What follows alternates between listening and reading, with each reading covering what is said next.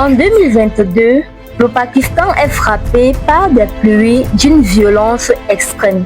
Un tiers du pays se retrouve sous l'eau.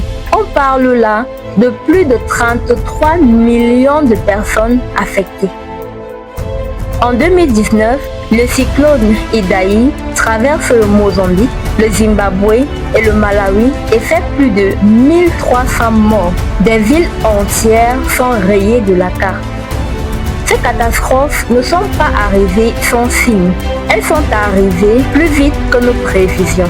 Depuis plus de 50 ans, la météo mondiale repose sur des modèles physiques, des équations complexes exécutées sur des supercalculateurs. Ces modèles, bien que puissants, sont lents, coûteux et difficiles à déployer. Résultat, quand la prévision arrive trop tard, ce n'est pas une erreur scientifique, c'est une tragédie humaine qui coûte des vies.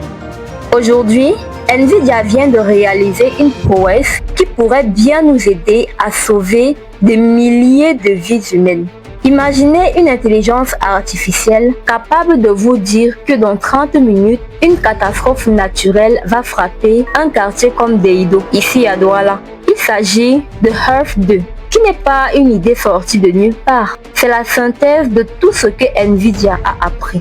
Et justement, faisons un petit flashback sur tout ce que Nvidia a déjà eu à réaliser avant d'en arriver là.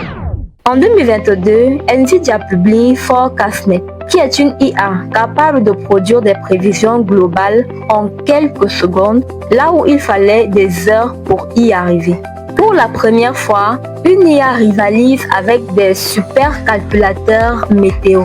Puis vient Cordif, qui est un modèle conçu pour améliorer la résolution des prévisions. Cordif ne change pas la météo, il enlève ce que les modèles classiques ne voient pas.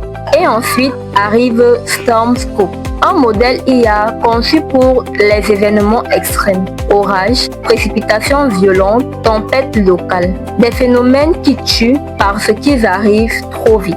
Et enfin, aujourd'hui, on a Earth 2 qui regroupe la vitesse de Forecastnet, la précision de Cordif et l'urgence de Stormscope. Earth 2 est présenté comme le premier stack météo IA totalement ouvert au monde. Earth 2 Nowcasting permet des prévisions à l'échelle du kilomètre toutes les 10 minutes. On ne parle pas des prévisions à l'échelle d'un pays, d'une région ou bien d'un quartier. Non. C'est bien plus précis que ça. On parle du kilomètre tous les 10 minutes. Imagine une alerte qui te dit « Cette zone-ci sera touchée dans 20 minutes ».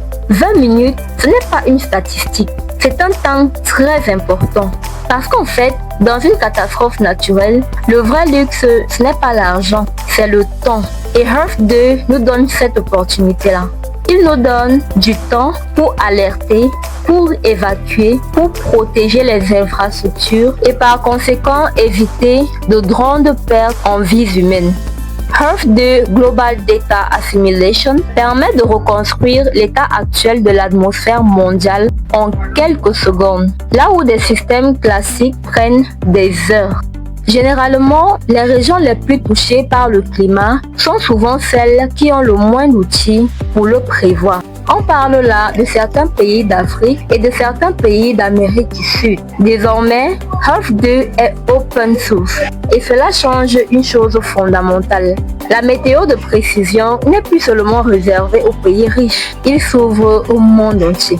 Alors oui, Earth 2 n'empêchera pas les tempêtes, mais il peut empêcher qu'elles deviennent des tragédies. La technologie ne contrôle pas la nature, bien évidemment, mais pour la première fois, elle peut nous donner une longueur d'avance. Si tu aimes les sujets tech, like, abonne-toi à Tech ici et dis-moi en commentaire quelle catastrophe aurait pu être évitée avec de meilleures précisions. N'oublie pas d'activer la cloche de notification pour ne manquer aucune de nos prochaines vidéos et je te dis à bientôt pour un nouveau sujet tech.